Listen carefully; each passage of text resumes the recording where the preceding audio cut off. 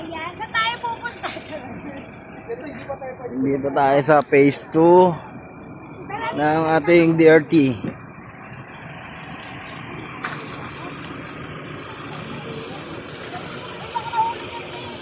Bag ko ah. Ay, sumunod kayo sa akin.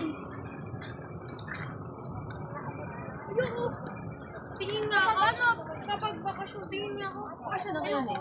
Gawa na pala eh. Wala pang bahay. Tayo ngayon. Pwede mo ipaliwanag natin. Saan tayo, ano? Nakagising ko na. Ano ulit pangalan? Ano, bababa tayo? Lodigaria.